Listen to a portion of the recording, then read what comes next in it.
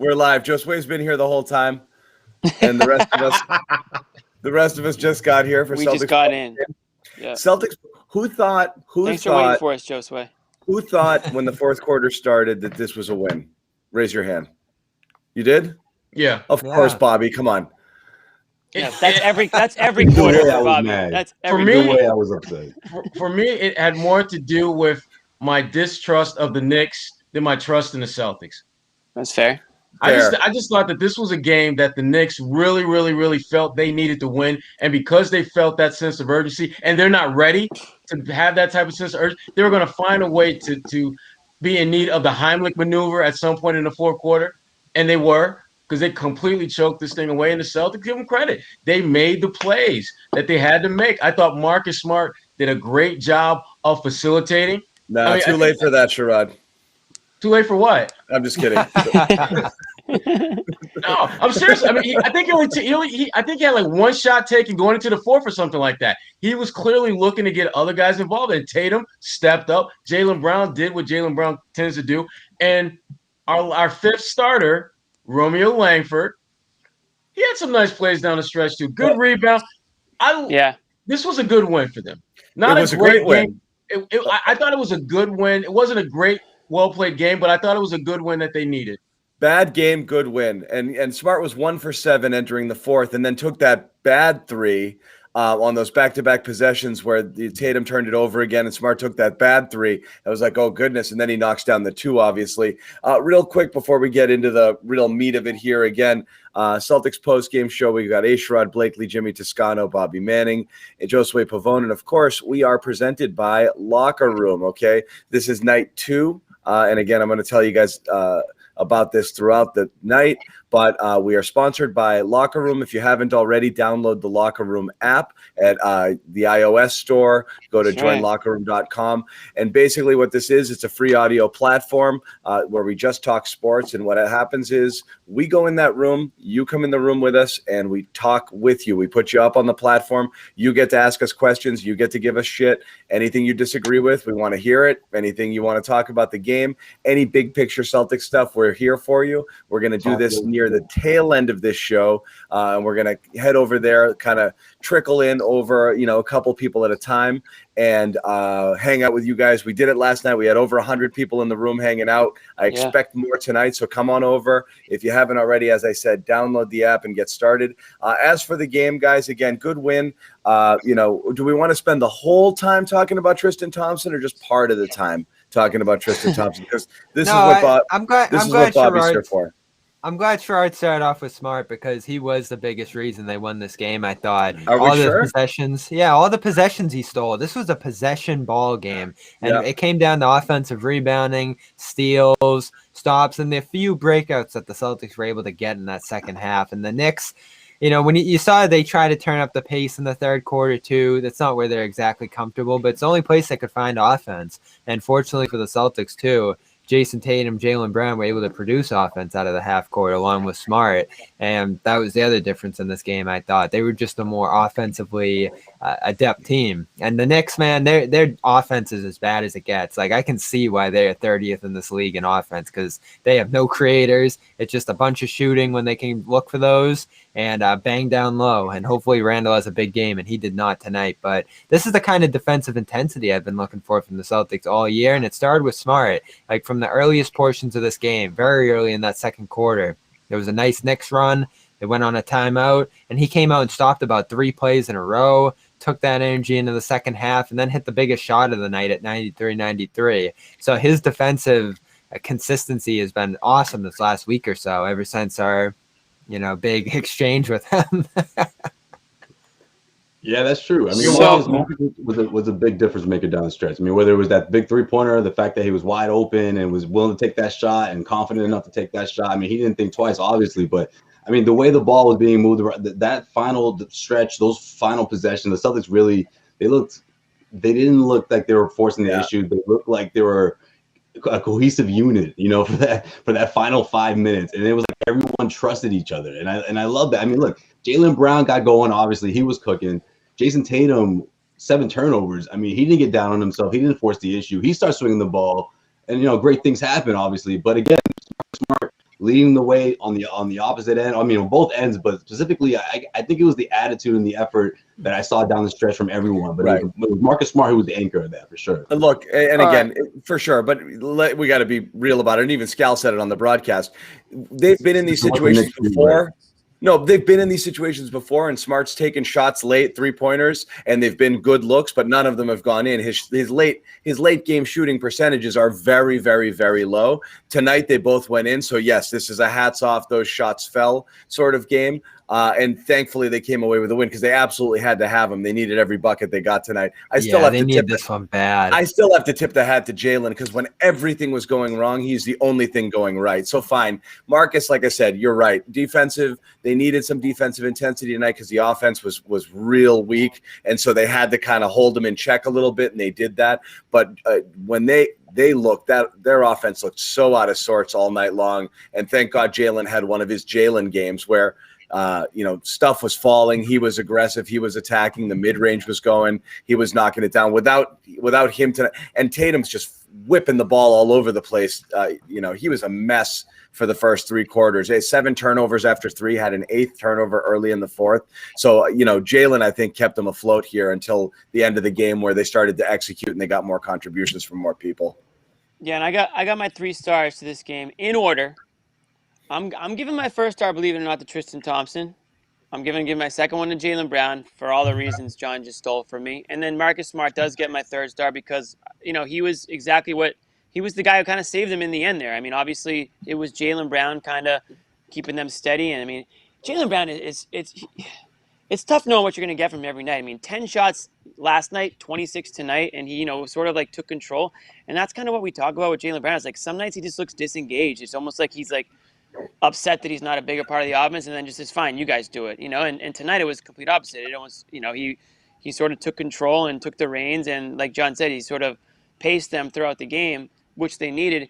And Tristan Thompson, credit to him. I forgot what this guy even looked like, and he came back out in the court ready to go. I mean, a lot of guys after a layoff of that long might look, out of sorts or, winded, and I'm not saying he wasn't, but he gave them what they need. He gave them that presence down low, whether it was offensive rebounding, that putback dunk. I didn't think I'd ever see that from him.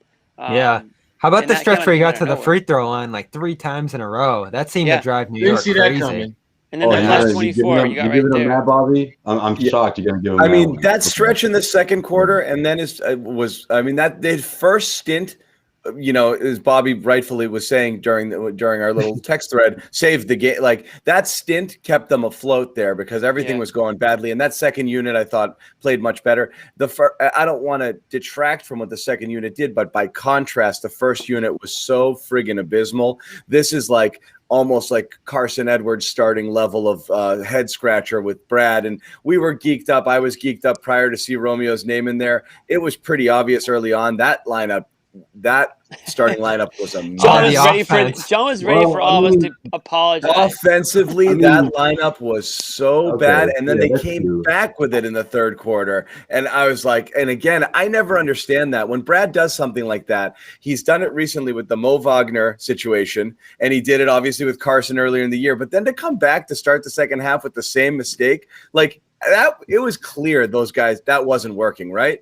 Like that was an ill-fitting lineup. The offense was completely disjointed. You have Rob there, who's obviously not going to shoot. Romeo doesn't know where to stand yet, so he's kind of all over the place. He doesn't know how to play off these guys at all. And you could see it just looked like Keystone Cops out there with those guys with that offense. Like Keystone Cops? I don't even know what that means. It's an old school reference. John and his references. Boomers like Sherrod know. Keystone Cops. Is Benny that one, Hill any better? Let me get out the Boomosaurus over here. I'll make sure we put the cookies on the bottom shelf. Things were not looking smooth and steady. It was chaotic, Jimmy. How's that? Thank you. That's for everybody listening too, because I guarantee you, Keystone Cops had them searching through the Google. Google, what's that? Yeah, exactly. Ask Jeeves. Ask Jeeves. We get the Boomer War. Yeah. Boomersaurus can stand out. You know what? I mean, we're going to spend probably an inordinate amount of time talking about all they did, but let's be real. This Knicks is at best a 500 team. This is what they're supposed to do. And I'm looking forward to them getting to the point where we can look at these games and look at them as an afterthought and get geeked about them playing teams like Denver, teams like Phoenix, teams that, frankly, if they were to beat them, that will be seen as significant progress. This was a good win because they needed to beat someone that, if we're being honest, is on their level right now. But I'm not going to get excited about this team until they start beating teams that are in that top tier, the tier that we thought they should be in. Right. You won't be getting excited. That's fair. Absolutely. I think that's why going into the fourth quarter, I wasn't feeling confident about them winning, but at the same time, I was thinking, even if they do win it, I'm not going to be that impressed. This is the same story we've been seeing. And you know what? The New York Knicks are one of the teams that leads the NBA and blowing leads down the stretch, or at least when games are close down the stretch, they blow it when it matters the most. But the Celtics stuck with it, and what what impressed me the most, though, or at least one of the things that really stood out, was the offensive rebounding, the second chance opportunities. What they get? 20 second chance points. You got 16 offensive rebounds. You got 9 between Romeo Langford and Robert Williams. I mean, Robert's supposed to do that, but Romeo, I mean, listen, for someone who, before that three-pointer, which I think obviously helped him refocus because he was completely lost out there before that happened, credit him for sticking his head in the game and sticking with it and grabbing those offensive rebounds. Because let's face it, a few months ago, Romeo may have checked out. Maybe last year, or maybe rookie Romeo wouldn't have been able to stay focused there and grab those offensive rebounds, hit that three-pointer, and of course, play some defense down the stretch for the Celtics. Yeah, I'm going to give them the credit because we're bashing them if they lose this game. Like they lost to the Knicks, blah, blah, blah, all this stuff. So I understand where you guys are coming from. It is the Knicks after all, and the Knicks are always going to be the Knicks, even if they are slightly better than we've seen. I hope someday the Knicks can be a great team in this league because it's just fun when the Knicks are great. But besides the point, I'll give the Celtics credit for putting together a strong fourth quarter because they're one of the worst fourth quarter teams all year long. So it's a breath of fresh air to see them actually be the team to make a little bit of the comeback there and close them out. And credit the Knicks, they fought to the very last shot. But the Celtics took care of business on their end, so I'll give them credit. Thompson we're looking at his line. It's a very Tristan Thompson-esque line. I mean, he's in mid-season form. But it was good to have that, extra big body out there. And, speaking of, our good friend Rob might be broken. I don't know. Oh no. Oh no, don't start that. He looked like 2019 Rob. He looks like he's still seeing the ghost of Joel Embiid out there, man. Poor Joel. Now it's out there. See, look what you did. They finished with Grant on the floor. Ooh, if this keeps going, Tristan will be starting very soon at this. It doesn't take much. Joel might have broke him. Yeah, broke his spirits for sure. Oh, poor guy. Rob had 10 rebounds in 24 minutes. Yeah. I mean, he didn't play a great game tonight, but it's not like he was out there like literally just kind of twiddling his fingers. At least he played. Crap. At least he actually got in the court for 25. It also flying the same way he used to, though, Sherrod. Remember, he was minus 21 all over the place. Well, he was. Listen, by no means am I putting my chips on. This was the Rob Williams moment to put your pom poms out for. No, but he didn't suck, and this is what's going to happen when a guy gets his first opportunity to be that man in the middle. He's going to be like the Dow Jones average. Some days he's going to be ridiculously high, and then reality's going to set it. It's going to suck. We know that. Do you guys understand? We know about Rob's in the game, guys. You do understand what the Dow Jones. We got the Dow Jones. Yeah, dude, I created Rob. It's been around a while. We gotta give him credit for staying in the game, right? Only people 2 are fouls. also making Star Wars references for Josue. You guys know what Star Wars is, right? They're calling him a Sith Lord. Do you guys know what that is? Okay. Yeah. Cool. Star Wars is got a few of them. Dorks, but yeah. Star Wars is, come on, that's a bunch of generations. You know Star Wars. Yeah, nerds from many generations know what Star Wars is. Yeah, exactly. No, but the Rob thing is this. It's some people in the chat are saying he looks tired. To me, you're right. It looked like it's back-to-back, rough games for him in the sense that, like, tonight was one of those games where just every second he was on the floor, the Knicks hit every shot and the Celtics hit none. And then, no joke, like, he leaves, Tristan comes in, 10-0 run. All of a sudden, Tristan Thompson's plus-minus is plus 20. Rob and Romeo come back in, boom, ice cold. Knicks. And again, it was just that offense when those guys were on the floor was so bad tonight. I think that obviously kind of really hurt the numbers. They just looked all out of sorts. They couldn't involve him in the play at all. So you didn't get to see any of the things that Rob does well in the game. So it was just a really rough overall night for Rob. I don't think he's necessarily broken, but you did want to see a bounce. You did want to see a bounce back after the Embiid game, and this was not it. And in fact, what's going to happen is you're going to have the Tristanistas out there, Bobby Manning and his pom-poms, waving for him to start from now on. And so now this is going to be a discussion. There's a case. Yeah, there it is. There's a case. Go ahead. Yeah. Of course. So let's forget about the 44 games that Rob played, the 50 games that Rob played better, and let's just focus on the 7 minutes in the second quarter that Tristan was good tonight. Rob was putting up absurd margins with the bench. We were seeing like plus over 20 per 100, nice cohesion with Pritchard. Again, this is about rotations. I think that's why you say Brad sticks with what he did in that first half compared to the second half, because tonight, again, the second unit was the one getting it done. So they were killing the Knicks second unit. They were keeping those rotations in place and ultimately ended up working out here. We'll see. I don't think it matters either way because they're both going to get minutes. You want to put them both in the position where they're going to succeed most. And, Thompson looked pretty good with that second unit here too. So I don't think, again, there's a lot of allure and luster with starting, and it seems to be like the upper hand of who the better center is on the team. But it's probably just going to keep coming down the matchups is how I look at it. Like on Friday against Karl Anthony Towns, you're going to start Robbie, you're going to start Thompson. I might start Thompson in that one. Yeah. I mean, I think going into this week, teams are starting to obviously Rob is starting to make scouting reports at this point, and I think he just has to adjust and just start being more aggressive and get used to the fact that teams are hip. Teams around the NBA are hip, especially these last couple of matchups. The New York Knicks, you can see what Randle was doing. Obviously, we saw what Joel Embiid did last night. Back-to-back nights. It's just tough for him to adjust. I think teams are starting to, he's starting to make into teams' game plan. But that doesn't mean it's going to be the end, right? I don't think this is that Brad should, in a couple of games, decide, it's time for Thompson to become my starter all of a sudden. I think he still has to work his way back a bit. I mean, but he did look good. I give you that, Bobby, for sure. Tristan Thompson. In the beginning, I thought he was a little sloppy out there. I wasn't quite sure what we're going to see by the end of the night, but he certainly turned it around. Honestly, I would just release Rob at this point. Yeah. No, I mean the case for Rob is he keeps. No, I don't think he should play at all. Real quick, I want to tell everybody again about Sherrod.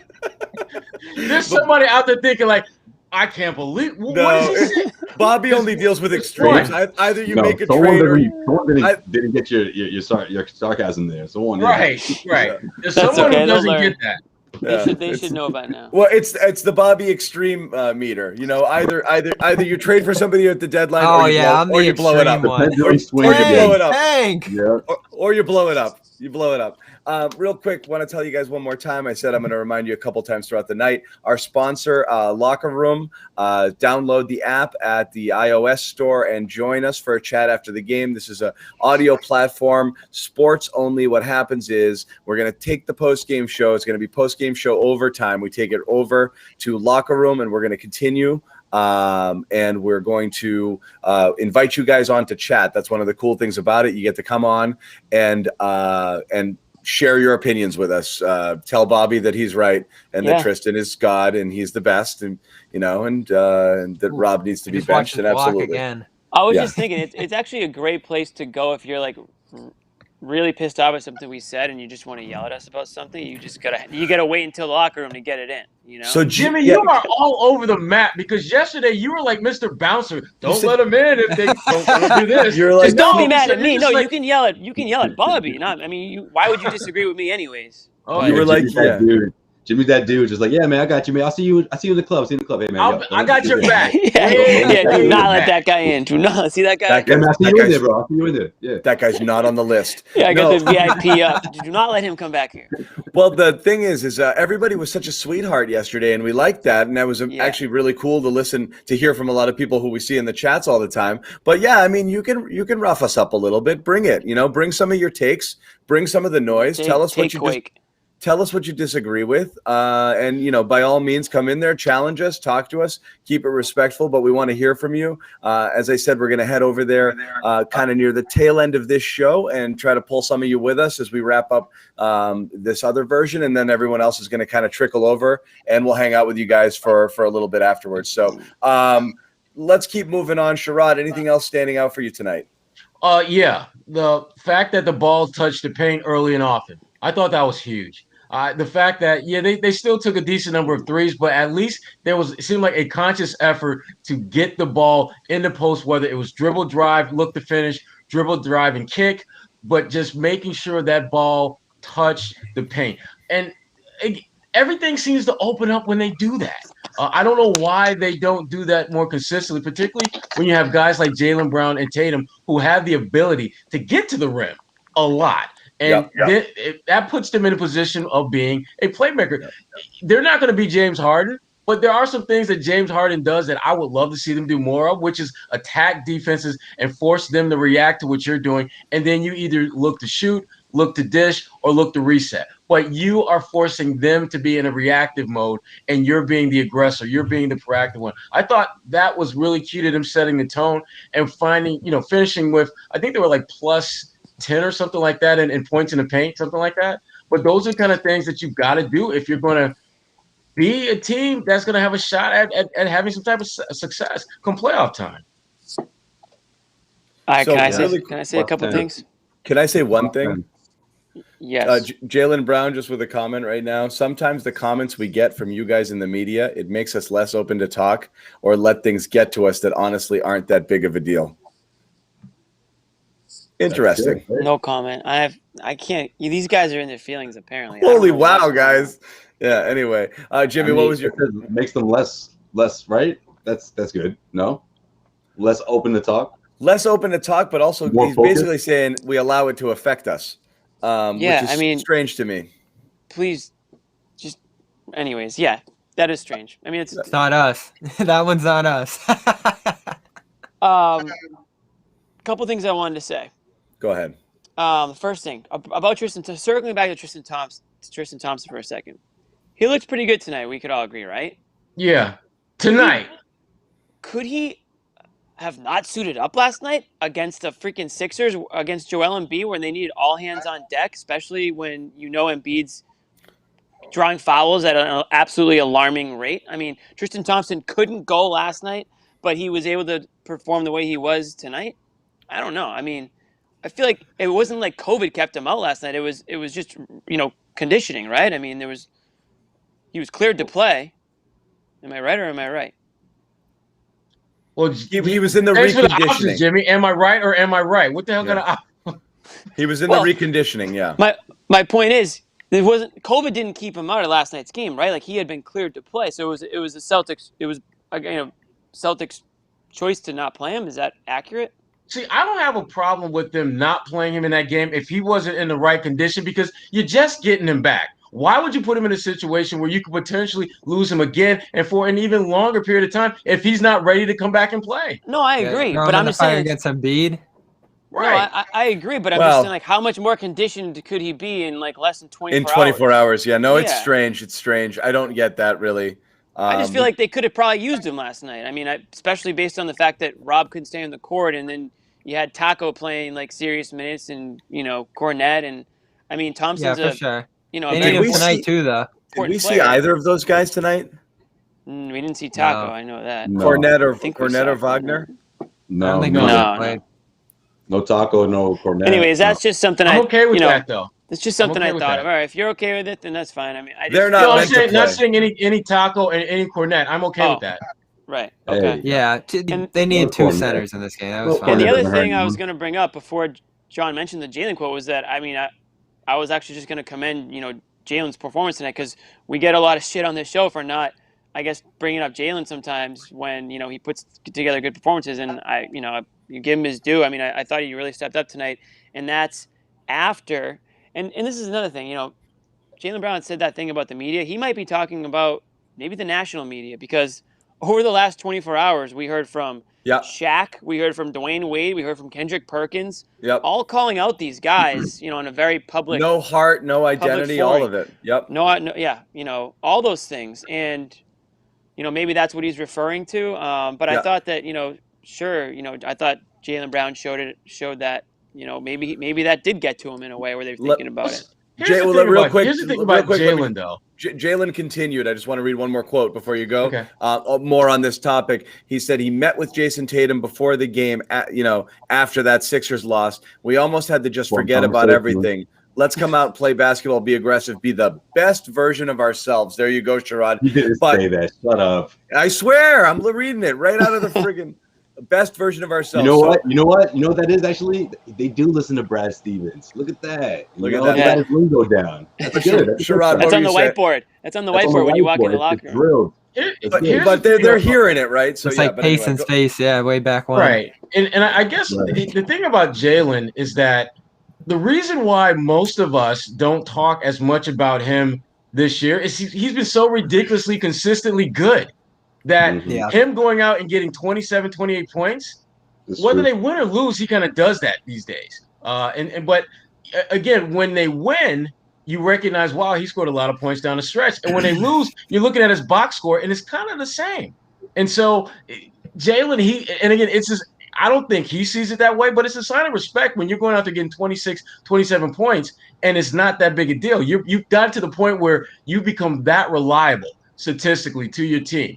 Whereas if, let's say, Tristan Thompson goes out and gets 18 and 9, we're talking a hell of a lot about Tristan Thompson because that's a big deal. Can I say one? Go ahead, Josue. Sorry. Go ahead. No, I'm just going to say real quick. I think that's true. That's a good point, Sherrod. But I also feel like there's a lot of times where win or lose, I mean, his performances, they kind of fly under the radar, right? It's like, oh, well, Kemba had a cold night if they lost. What's going on there? Or Tatum didn't get enough touches down the stretch, And for the most part, and Jaylen's been doing this for a couple seasons now, he's been the most efficient guy out there, and even when his touches, throughout the last couple of years, even though as they have increased, his efficiency hasn't changed. He's still hovering around 50% from the floor, not too far from from the arc from that percentage. So, I mean, I'm with you in a sense, but I feel like this is sort of that game where people will talk more. Okay, you see how Jaylen stepped up big, there. And the other night he had 5 3-pointers. We barely talked about it. I think Jaylen deserves a little more credit sometimes, and tonight was a perfect example of that. He's the MVP of this team this year, Jaylen Brown. He is their MVP. Can I say one thing? But they're a 500 team.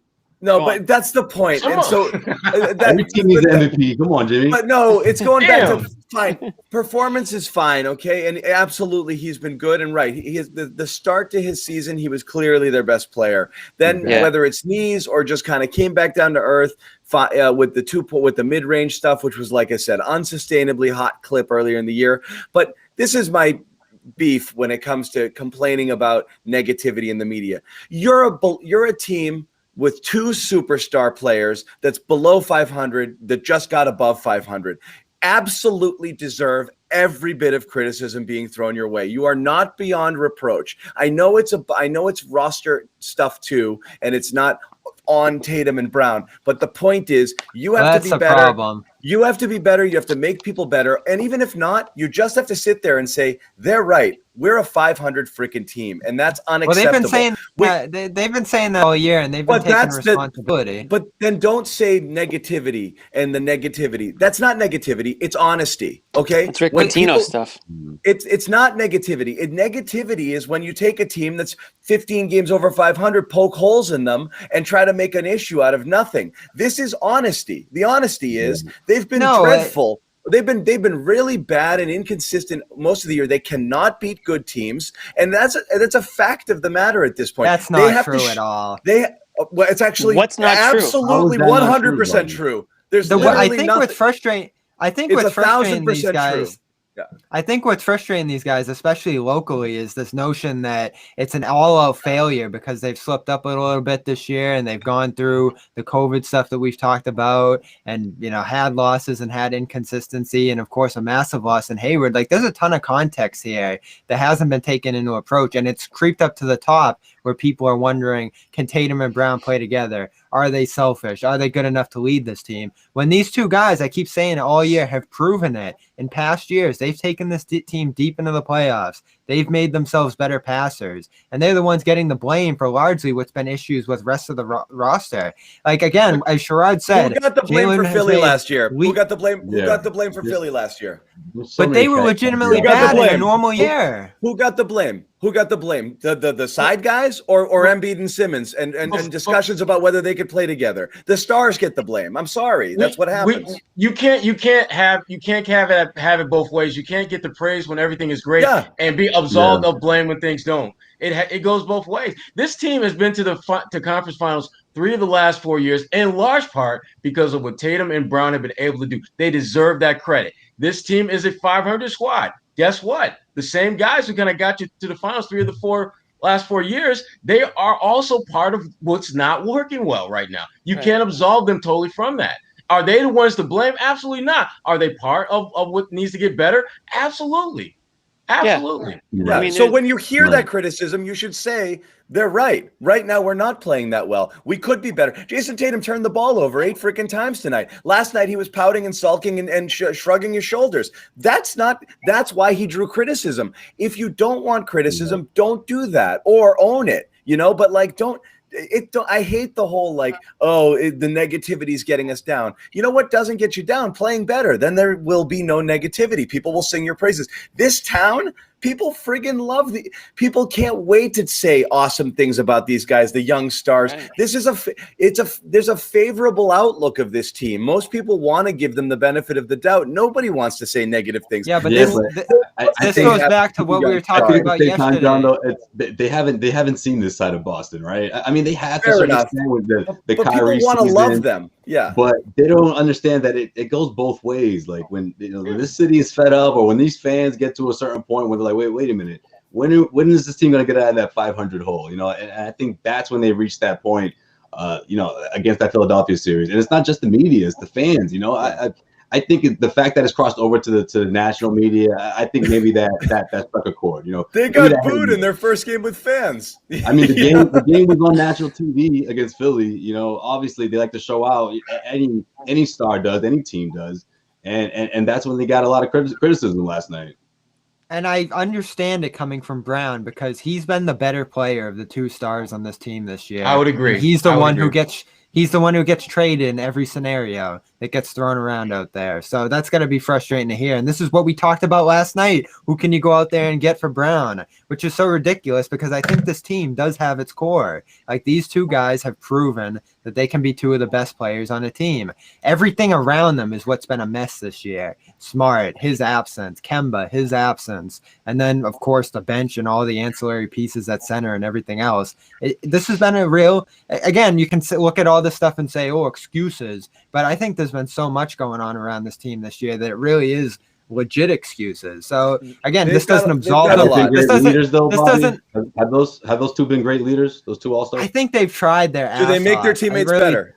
You didn't answer the question though. See, you can't even say it with vigor. No, they haven't done a perfect job, and we've criticized them numerous times throughout this year. Tatum in particular. Preach like that, you can't even.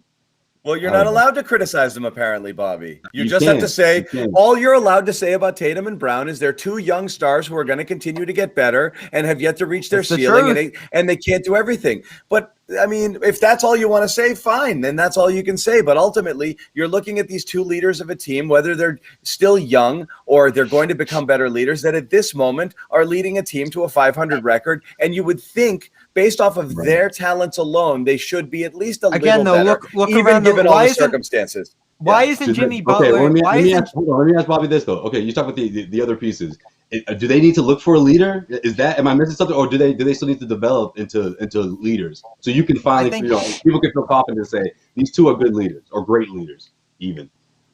No, I think that's what you do. You build around them. You bring in veterans. You don't have a bench that's all draft picks and guys who can't supplement the leadership that these 2 can provide. Because, again, at the end of the day, they're 22 and 23, and you have guys who are even younger or, in many cases, just less experienced, older, but less experienced on the bench. What I just said, man. How's Rob going to be a leader? How's Rob going to be a leader?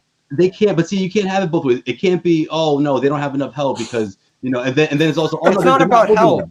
They're too young. They're too young. Wait a minute. They're the same ones that went to the conference finals last 2 times, right? 2 out of 3 years, right? I mean, which one is it?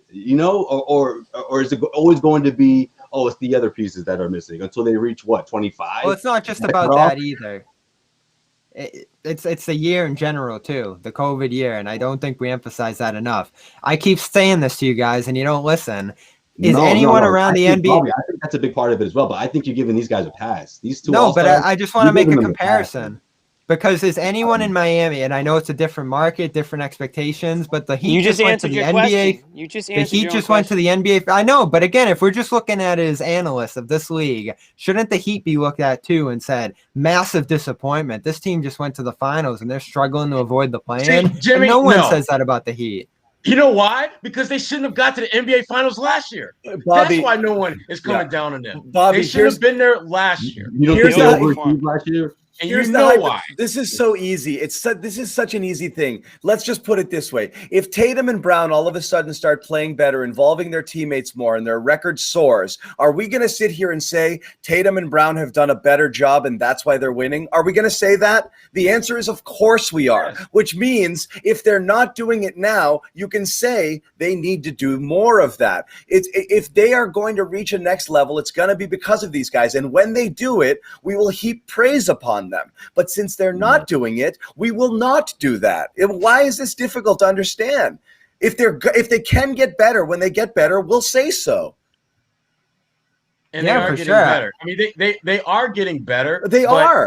But it's not translating in what you know and I know matters most around here, and that's winning games. Right. That's why the last few years they have had just an amazing amount of praise heaped on them because they've been very successful. You look at Jayson Tatum, has gotten a 5,000 point score faster than anyone in this storied franchise's history. So he's playing at an elite level. And Jaylen Brown, again, coming off his first All-Star game, the best, most consistent player on this team. So the issue to me isn't whether they can play or whether they can be good players. It always comes back to winning. And Bobby, I know there's a ton of factors that are legit that have factored in this team not being as successful as they are. But you know what? That doesn't matter. It matters what happens when that final horn goes off, who has more points.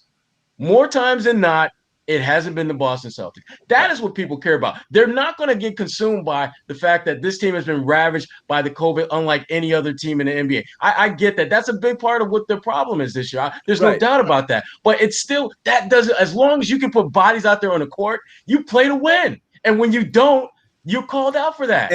Go ahead, real Jimmy. quick, sometimes it's not even the result. It's the way that they play. Sometimes it's the emotion that they show or that they don't show. We've seen this team get a standing ovation after their season ends at home in the playoffs. Where does that happen? Right. So it's not. I think a lot of I mean, listen, the record's the record, and we know all the things that have gone into it. But for me, at least, what I like to look at body language out there. I like to look at signs of leadership. I like to look at how the team is responding to adversity, and how it's responding to bad losses. And I think we can all agree that, and I think even Brad Stevens has even said that, like, they haven't dealt well with adversity this season, and that starts at the top with your best players, your leaders of this team. And again, there's it's levels not to questioning this. their talent; it's more questioning whether their ability to lead. That hero ball, not involving other teammates, style of play, all of these things, like, these are all reasonable criticisms that even kind of fair weather Celtics media is heaping on the team. There's a difference between reasonable criticisms and do they need to trade one of these guys? It's not again. And what were Shaq and the like saying last night? This notion of selfishness and identity and all that's taking it too far. Well, no, part of the quote was identity was really actually more a matter of what are they? What are the Celtics? Shaq said there's no alpha. I think there's no alpha, but they also said Shaq said the alpha. Which is just wrong. Identity thing. Dwayne Wade said the identity. Well, no, we said the alpha thing last night. When they get down, we talked about this last night. They get down against Philly. They're down double digits. You go in the locker room. Are they looking around and saying all right, that guy's going to lead us up there? Mm-hmm. It's not. There isn't necessarily an alpha. Sometimes somebody does. but oftentimes they don't, and they're looking around the room for who's going to be the guy who steps up. It really is a matter of, I guess, whether shots are falling a lot of the times, but there isn't that guy who's always going to be like, get up, there's no cornbread here. There's no Maxwell. Yeah, there's no get on my back, boys, I get that reference. That was, and again, that was a Shaq, long time ago in the 80s. That was Shaq who said that. So take that, however you want it. But that's, Shaq's take. It's not, some people listen to Shaq a lot more than other people do. So I don't know if Jaylen Brown's referencing, the guys on TNT. It has to be, yeah. It's a national show. Probably. And it's a national show. And I know a lot of the Perk called him out. Watch that. What's that? Perk called out Tatum. Perk tweeted something last night about Tatum. He just got paid and he's playing like an underpaid player or something like that. He basically called out his energy, and I think that's something that a lot of people have noticed this year.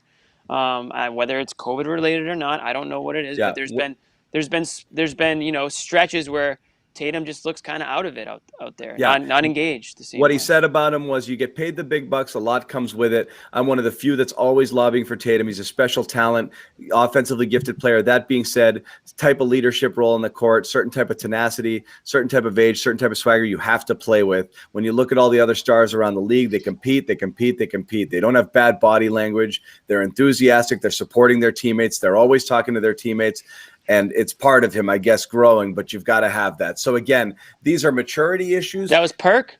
That was Perk on Tatum. Basically, like, you can't be sulky when you're missing. You can't walk to the sideline. Your teammates feed off that energy. I think that's fair. That's Tatum's personality. He has to really go through an extreme makeover to be a different person. It's going to be hard for him to be that fiery guy to get in your face. We saw that if he's not capable of evolving into that player, then it's on Danny Ainge to get folks in the building to get a Butler type. Yeah. Yeah. I mean, I think back to those old New York Knicks teams when you had Patrick Ewing, who was clearly your best player, but you had Charles Oakley, who, if things got a little sideways, he was regulating stuff. He was going to make sure that physical, that toughness, that whatever the hell you want to call it, you needed to get through those tough times. You had somebody who was in that fight. Tatum, absolutely. Yeah. I don't have a problem with Tatum not ever evolving into that, because again, I want him to be authentically whoever the hell he is supposed to be. And right now, he's trending in the right direction of being one of the all-time greats, not only in Celtics history, but a Hall of Famer when you look at his numbers and the things that he can do at such an early age. And if me getting a player that will be part of his surrounding cast, who maybe isn't as talented, but has a different kind of approach and toughness and grittiness and griminess to him, hell yeah, I want that. Because that's going to make my team better and make my star player better. I don't think that's... Is that possible though, Sherrod? I feel like you have to have that, right? You have to have that heart of a lion attitude, that tenacity, that rah in you a little bit, don't you? I mean, I can't think of any other significant top 10. I think Brown does. Minus, I don't know, Tim Duncan, I guess. So, for the most part, it's rare though. I think he does, but I don't think it's at the level that people want him to have it at. I think it's there. I just don't think it's going to come in the waves and bunches that people feel the best player on this team should have. Part of it has to be a little bit of a show and some, like you have to kind of act as if a little bit, right? Like I think certain things are easy to do. Like, for example, it's the really soft mumbling press conferences where he doesn't sound like stuff like that. Walk into the court with his shoulders slumped, the little things like that. There's some things he could do just to act a little bit more poised and just a little bit command more presence, even if he's not going to get in people's face and scream at them, because that might never be a style. But there's a lot of things about his affect, that don't really scream like energy. And I think that he's got to, if he just changed it up a little without it, it actually is stupid when you're a guy who's not a rah guy and you start doing it. It's inauthentic. I don't know that it necessarily and people works. See right through it, and they see through it. I don't think he needs to be that, but I do wonder. When we mentioned like a Jimmy Butler type, does somebody need to just say, okay, like say you're Brown and you're every bit as talented as Tatum or could score as many points and get all that, but does it take someone like Brown saying, I'm going to change my role a tad, I'm going to be more the Jimmy Butler type, I'm going to be that guy who does a little bit of everything and tries to make other people better? Needs to do, because Tatum's not doing it, because Tatum's real skill might simply be dead-eye scorer. So you wonder whether Brown is more equipped to take on him. I don't actually know. think it's the opposite because Tatum gets the gravity of guys running at him, doubles, blitzes, all that and stuff. He's a better passer. Yeah. Yeah, and that's the role he's playing on this team, top lead ball handler. And I've talked about this a million times. I thought that was one of the limiting factors for them last year was his inability to thrive as a passer from those positions. But I gave him some leeway because it was his first shot at it. Now this is round 2, and he's got to embrace that role. Like you said, that's what Butler did in Miami, just the level of gravity that the defense shows him. He can at least get it to Brown far more often. And that's what I love about this one. And the fact that they talked before this, and then you saw the backline dunk from Brown get 26 shots off of Tatum. Yep. This was the formula for success. Get Brown going, get Brown a ton of shots because what did we see early this year? Brown became a better scorer than Tatum because he was so open, got such great shots, and was so aggressive off of the defense, what the defense was showing Tatum, that Brown was able to become the leading scorer in the NBA for a couple of weeks. So, I mean, that's the potential of Brown if they can get him shots. And we say this every night. Brown should almost have more shots than Tatum every single game. Like tonight, 26 to 21. That's what I want to see. I was gonna say that's tough to ask him to do that. I mean, obviously he can do a little bit of everything for you, but Jalen's gonna want his touches in the offensive end, especially if he starts failing. He needs them. It's interesting. I know because they're still young. If they were, But we talk about how good he came out in that first quarter. What happened in the second and the third? Why did he only take 2 attempts? Did he feel so out of it because Tatum was getting too many shots, or maybe he wanted his touches and he got, we talked about it a little bit last night. That fourth quarter when he finally got back into it a bit, but the second and third he sort of disappeared, offensively. Maybe that's a part of that conversation they had last night. Maybe this is significant. Hearing what the national media had to say about them, and of course not saying any good things after that loss against Philly. Yeah. It's Shrub. Were you about to?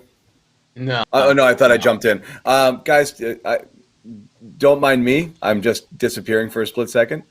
That's fine. So carry on. Yeah. I'm my charger. Go ahead.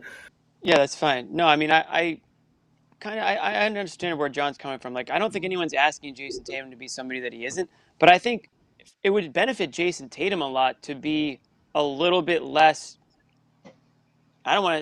Down. It almost feels like he's the type of guy. Like sometimes I've seen him like make a really great move to the basket, finish, score, and then he's like upset because he didn't get the foul call. And it's like, what if instead you were fired up about that, and then your team was fired up about that, and then you guys that translates to a defensive stop on the other end instead of arguing about not getting the call or being upset about not getting the call. That's an example that I've seen recently in the last, not saying tonight, but over the last couple of weeks. I've seen that happen on a number of occasions. He'll like go up for a dunk even, and it's a great play, but he's more concerned about why he didn't get the call. And maybe he should have got the call, but like, how about feed off some positive energy, like get the team going that way? And like, who better than Marcus Smart to be able to give that type of energy to those guys? And like, even he doesn't seem to be able to get through to them sometimes. Sherrod, let me ask you, is that, we've talked about it different times during the year with Smart being that guy. Like, does Smart have the authority in that locker room to be able to walk up to Jayson Tatum and just not grab him, we're not talking violently, but just to have a straight talk with him and be like,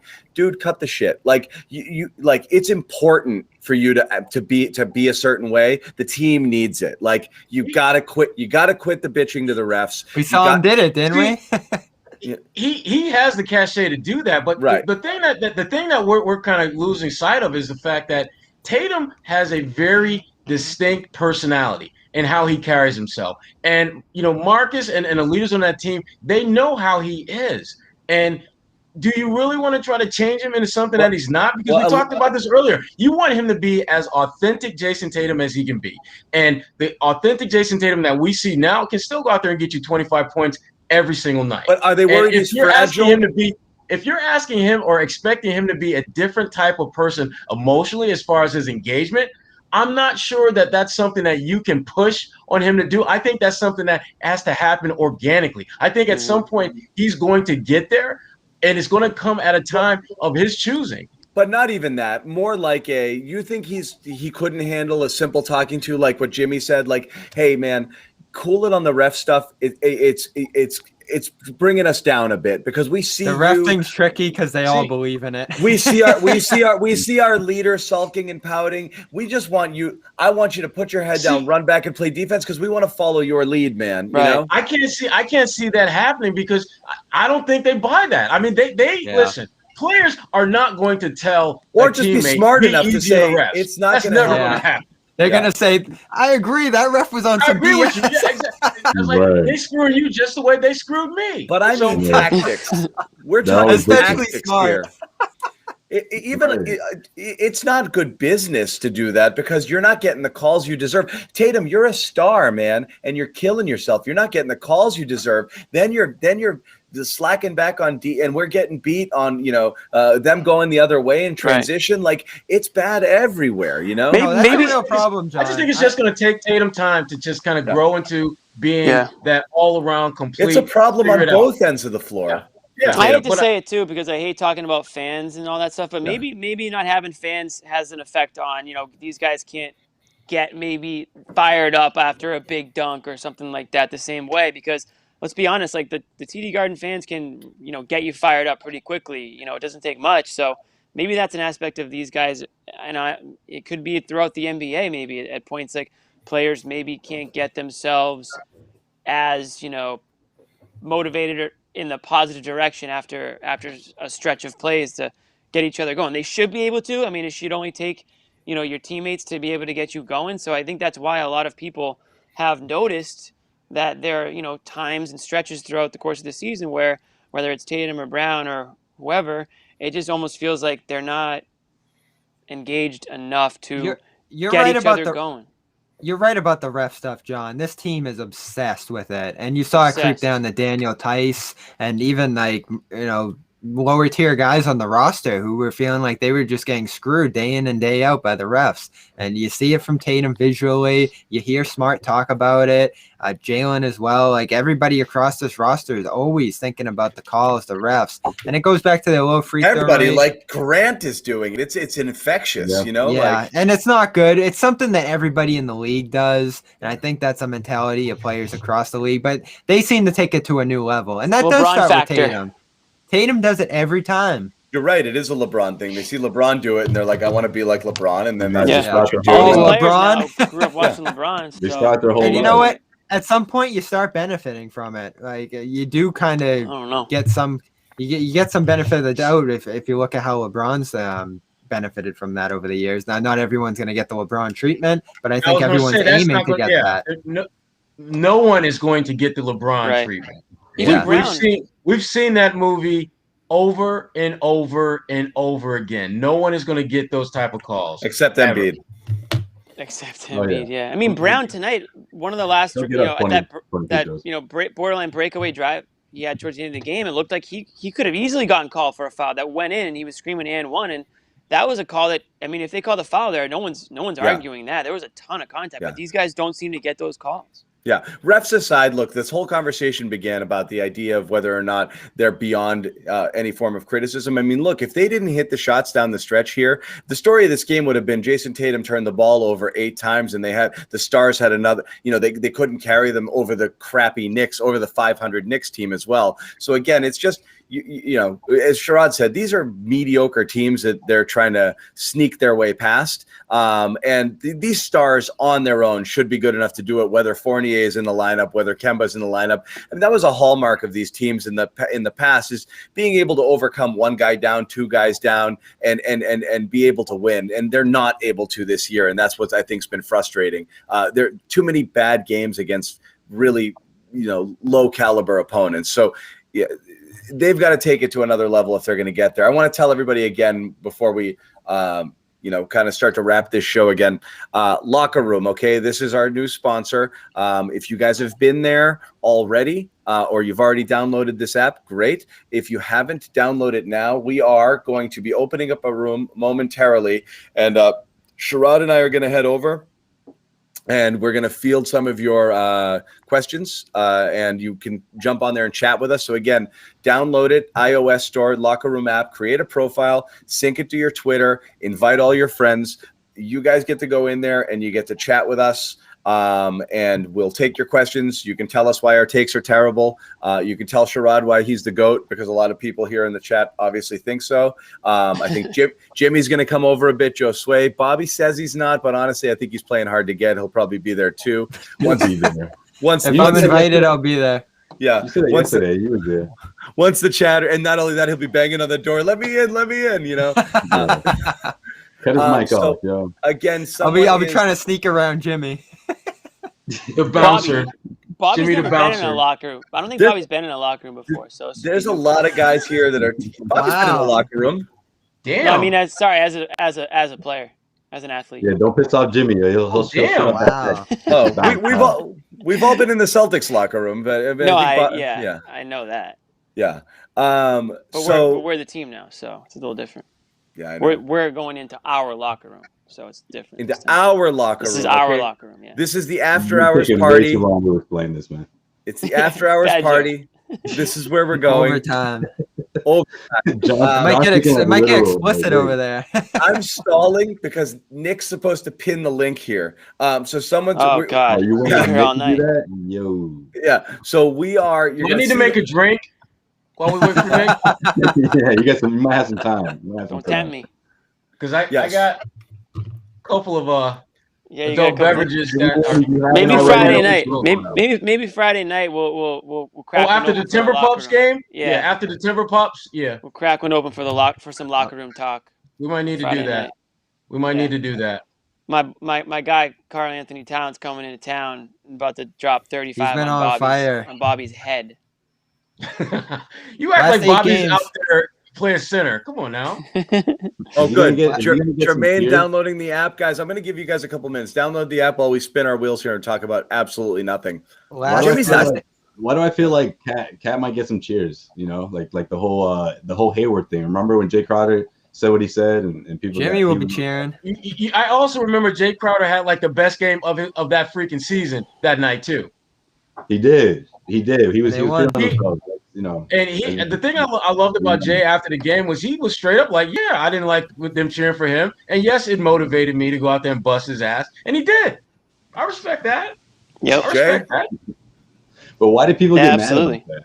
They're like, yeah, of course he didn't like hearing Celtics fans cheer for the other team. Like, why is that news? Why was that shocking?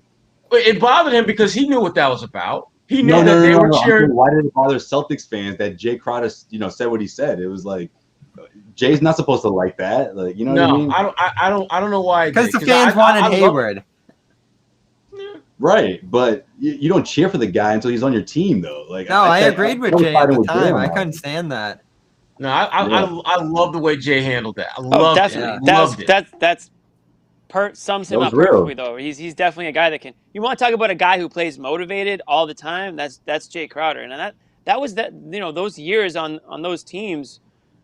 That's why fans got so attached to the players on those teams. Crowder, Evan Turner, Isaiah Thomas. I mean, you go down the line of players that they played their hearts out. And they were underrated for a few years there. Obviously, nobody was expecting much.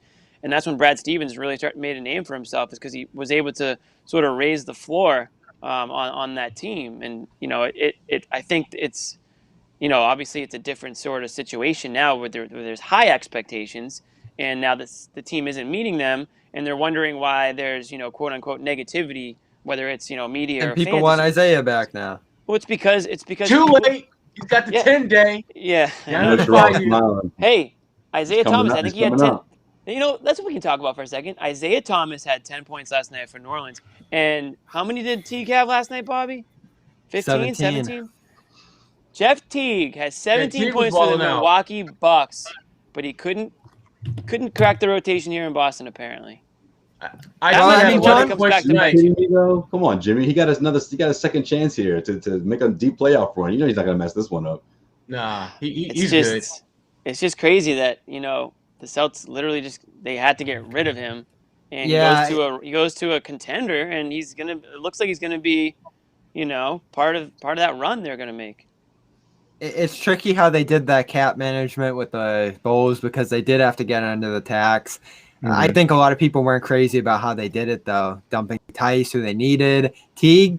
I mean, they need Teague now more than they need Mo Wagner. That's obviously apparent on a night like tonight. I mean, there's just no role for Wagner on this team.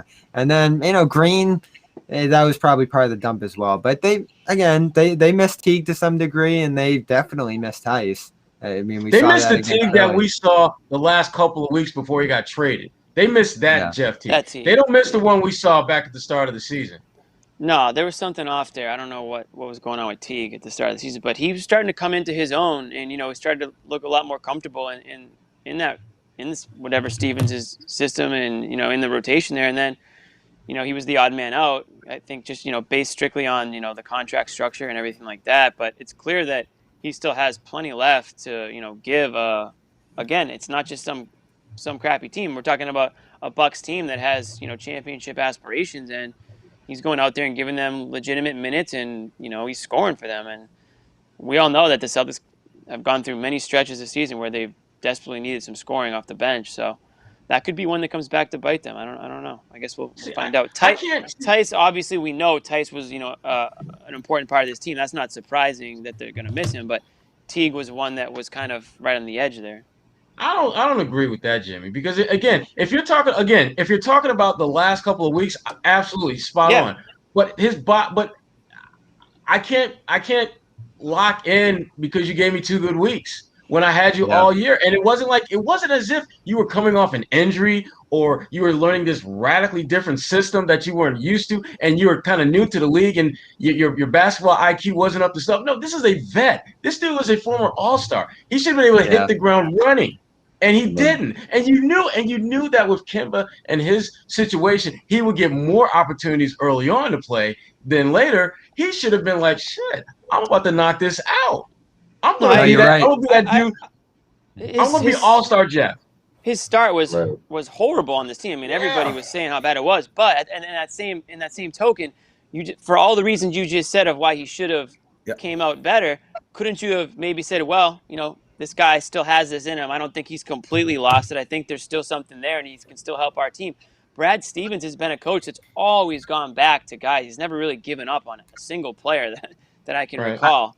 I'm just simply leaving it to I don't like replacing him with Mo Wagner. I don't think they need Wagner at all, and that's all it really comes down to.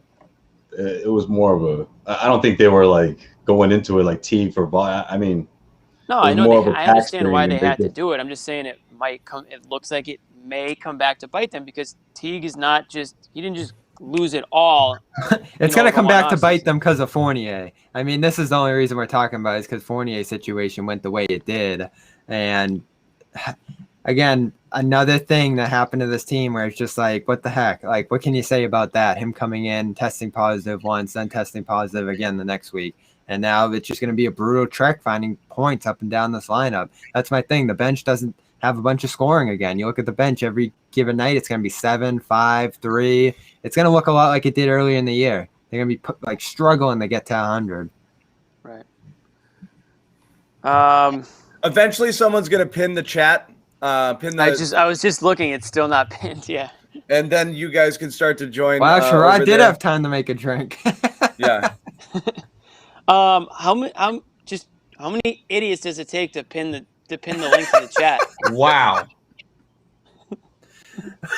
I'm only thinking about one, our good friend. Damn, Jimmy. I bet one of the commenters can get up there pretty quick. Probably. But this is this reminds me of Sherrod. This is like the Celtics locker room after a loss. You're just waiting outside to get in for an extra 20, 30 minutes while they have like their team meeting or whatever it is. And viewers, you can imagine Jimmy's livid. Jimmy's pissed every single time. Dude, some late nights. There would be some late nights waiting for these guys, man. He's doing like the triple thing on his phone. He's like, well, you guys have been stuck in that hallway. That hallway is not be, the hallway's not meant for 60 media members on a national televised game just waiting outside. But you know what? When KG was here and we had to wait, and he finally spoke to us, gold. Oh, it was always worth it. Gold. It was the way it was worth it. People waiting, yeah. Yeah, but then I had to edit it out so I could air it on WEI and Celtics postgame show. Please. Yeah. You couldn't hear what KG had to say till after midnight. Well, after midnight, all edited, cleaned up. Yeah. You had to clean it up a little bit. He dropped a few F-bombs here and there. A little bit every time, at least a couple swears, at least a couple. It was always worth waiting for KG for sure. It was. There's It not was. Couple there's more not that efforts many. in there all I'm the trying to time. think. There's not that many quotes left right now like KG would give. Like not many players that worth waiting around super late for. I'm glad you bring up KG because week in and week out we keep hearing they need KG. He needs to be on the sideline. He needs to be around this team. Would there That'd be be real great. benefits to that? And is that even possible? Like, is there any way for them to make that happen? I don't think KG wants to hang out in. I think he's an LA, California living type.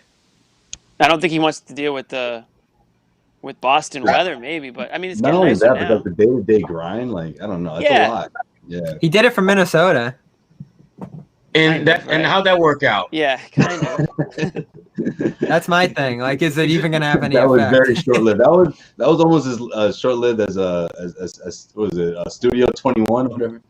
His I think TV show. KG. Yeah, I think KG's living, enjoying his post-playing career. But yeah, I mean, And dude, he Area 21 was a Area blast. 21. I That's loved right. it. Area 21. Loved That it, was yeah. awesome, man. I mean, I would have loved if he I came back to liked that. it, but it was people. No one really. A lot of people were just. I don't know. They didn't give it enough.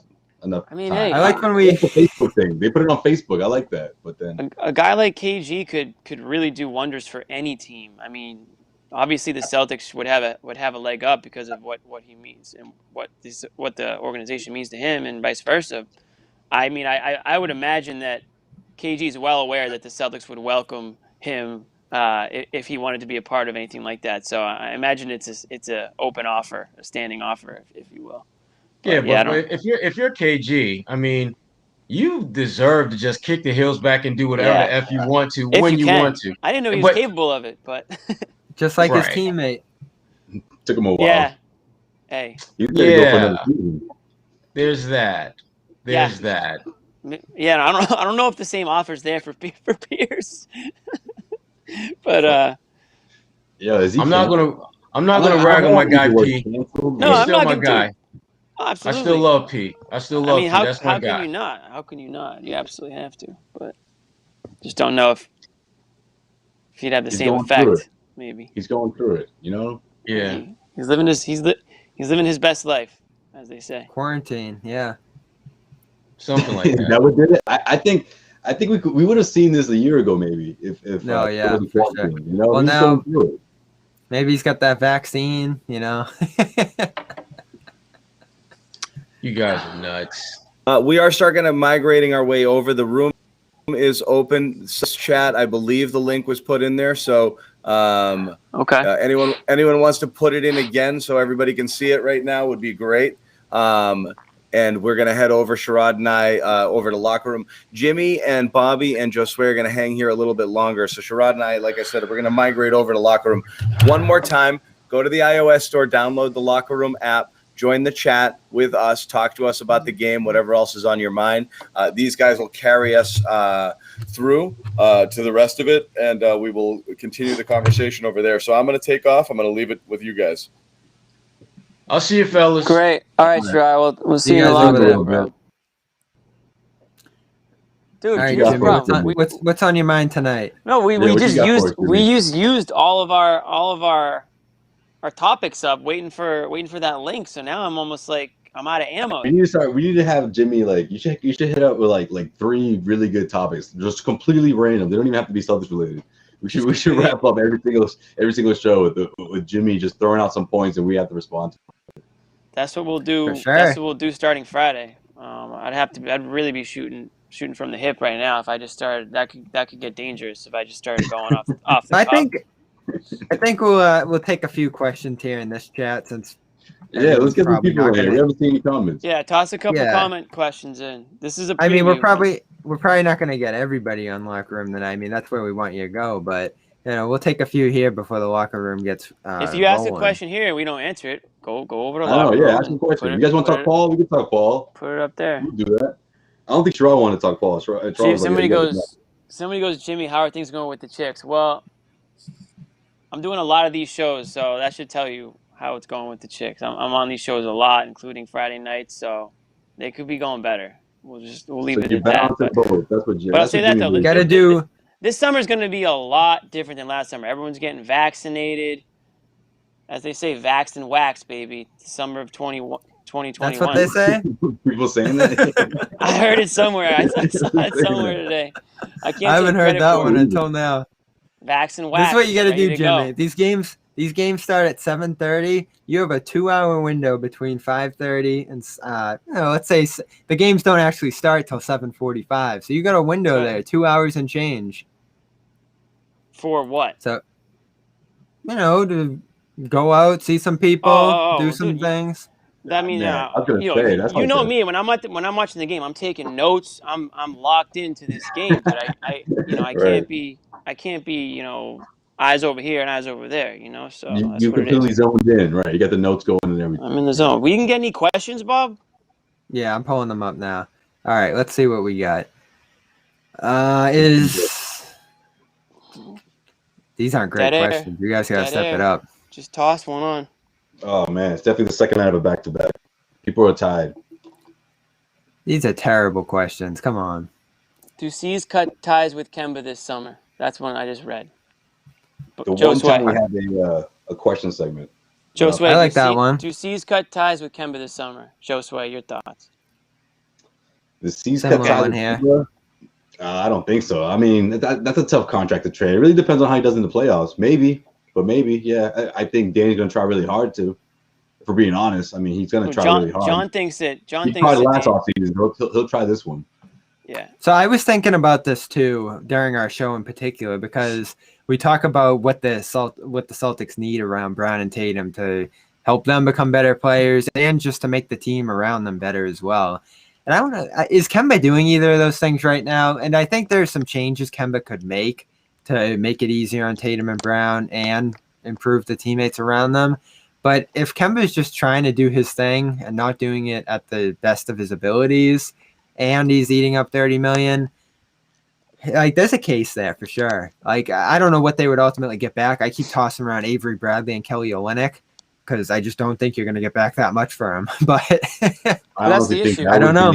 That wouldn't be a bad deal, honestly, if you think about his true value. But again, so yeah, we don't know what this postseason is going to look like. If it's anywhere near what we saw last year, I think that's a huge plus for the Celtics. If Kemba looks like what he did last year, I mean, it's just very complicated because you have the health. Averages, you have the knee as one major factor, and then you have the money as the other major factor. A lot of people don't think Kemba Walker has a tradable contract, meaning in order to trade him, you're going to actually have to give up. Some people think you're going to actually have to give up more in order to get rid of that contract. See, I don't think it's going to be a dump.